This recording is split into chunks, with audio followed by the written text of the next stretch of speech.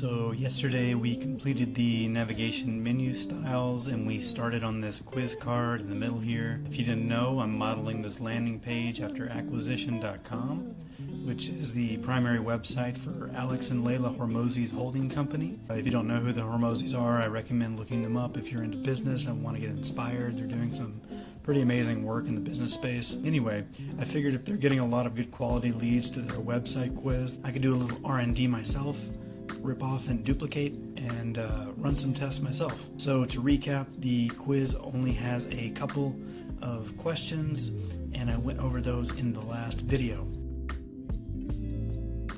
Here is the new landing page. On the surface, it doesn't look much different, but if you look closely, you can see that the question counter has increased to 4 questions. If I try to go to the next page, the quiz card will shake, and an error message will give the user some feedback about what they need to do. So I'm just going to fix the error here. I updated this question about business goals by adjusting the styling a little bit so that it's a 2-column format on desktop screens and a 1-column format on smaller screens. Same thing with the last question. I've included some error handling here, and when you select your answer, the radio button card stays lit for some added UX. The next question is one I added today to capture some basic information about the user's business. I made sure that the text fields had autocomplete capabilities so that the users don't have to manually re-enter that information if it's stored in their browser already. So I filled out the form, and I'm just going to show you that the other details aren't a required piece of it.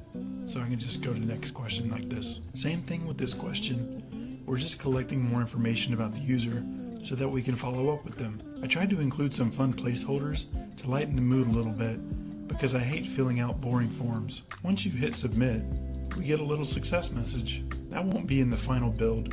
That's just there for testing purposes. And I've actually gone ahead and used Make to set up the automations behind the scenes so that when I submit a form, it goes straight into a Google Sheet with all of that info that I need in order to contact that person. There's still a lot to do before this goes live, but I'm really liking Tailwind CSS. And it hasn't slowed me down at all during this refactor. If anything, it's helped me standardize my brand colors and make the sizing and spacing of elements on the screen more consistent.